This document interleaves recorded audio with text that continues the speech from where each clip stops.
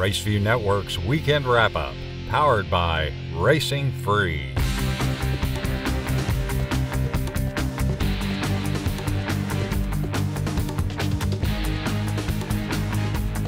Hi, I'm Jim Byers, and welcome to the Weekend Wrap-Up.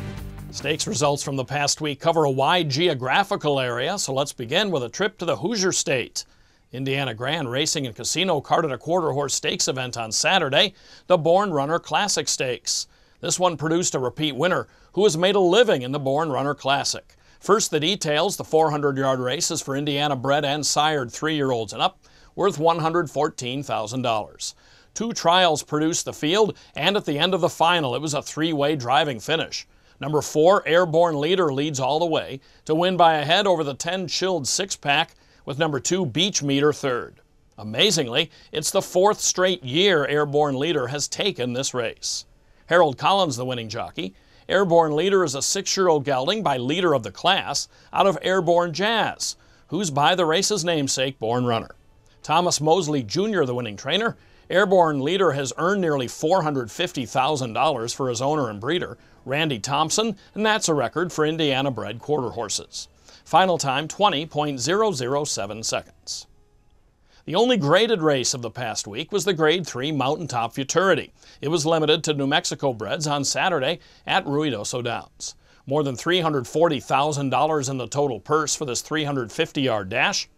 Top qualifier Zuccardi was the 5-2 post-time favorite, and the colt came through from post position 4. Under Raul Herrera, Zuccardi is a decisive winner by 3 parts of a length in 17.664 seconds into a strong headwind. He's by Jesse James Jr.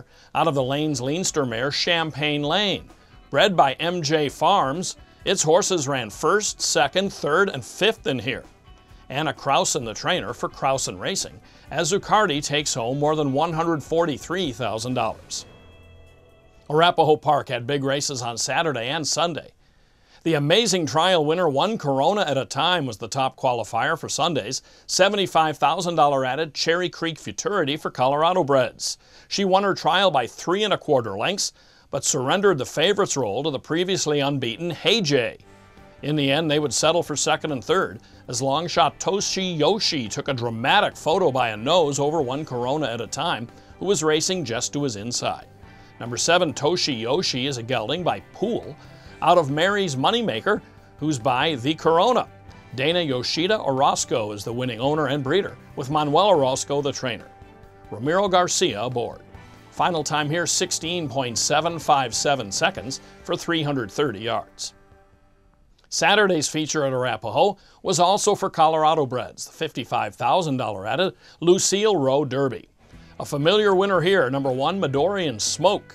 She drifted out in the rain, but prevailed by a half length over number 10, Designed to be a Winner.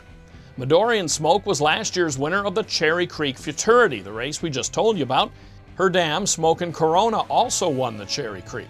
Here in the Lucille Rowe, Midorian Smoke improves to 4 for 6 lifetime for owner-breeder Margot Shares. John Hamus, the winning trainer, with Tony Guyman in the irons, as Midorian Smoke, a daughter of Special Leader, goes 350 yards in 17.392 seconds. Non-winners of a stakes race received their chance at glory in Saturday's Louisiana Purchase Stakes at Delta Downs. $40,000 in the purse for 3-year-olds and up as they traveled 350 yards. In a hotly contested finish, number 4, Jethro Almighty, proved best by a neck over a pair of dead heaters, JF Patriot Games and Copper's Fit. Ahead in front on the inside, Copper's Fit is fighting hard. Right next to that one, Fancy Oak Tree. Moving up between horses, JF Patriot Games, who's surging. Then comes Jethro Almighty. They're coming down to the finish. 3 Noses going to be on the line. The win goes to Jethro Almighty. Jethro Almighty likes Delta. He's earned all 4 of his wins there. He's a Fast Dash out of the mighty Easy Dash mare, Dash in the Wind. Bred by Jobiah Foreman. Justin Haug is the trainer for owner Christine Tavares. Jose Vega aboard. Final time, 17.394 seconds. Racing Free salutes member horse Just Being Valiant, second fastest qualifier to the Grade 1 Vessels Maturity at Los Alamitos. Saturday, July 5th is Racing Free Day at Indiana Grand Racecourse in Shelbyville. Visit the Racing Free booth to learn how you can join the movement for the future of racing. This week's upcoming graded stakes action is topped off by the Ed Burke Million Futurity at Los Alamitos, Sunday's feature at the LA area track. The field for the 350-yard event came from time trials on June 8th, when He's a Dash of Fire set the fastest mark of all finalists, 17.405 seconds. The gelding, who is now 2 for 2, is trained by Jose Flores and ridden by Cruz Mendez. The second quickest qualifying time came from the same trial. Love Supreme, who was a length and a quarter behind He's a Dash of Fire, stopped the timer at 17.611 seconds. Jockey Saul Ramirez Jr. had the call from trainer Danny Montez in the trial. Forget It made his way into the Ed Burke Million final by turning in the third fastest time, 17.637 seconds. Rodrigo Aceves was aboard the gelding, who was trained by Jaime Gomez. Running second in that trial heat, but also qualifying for the final, was WrapUp. The filly's time of 17.667 seconds placed her sixth fastest in the field of 10 freshmen, who will start in Sunday's Ed Burke Million Futurity at Los Alamitos.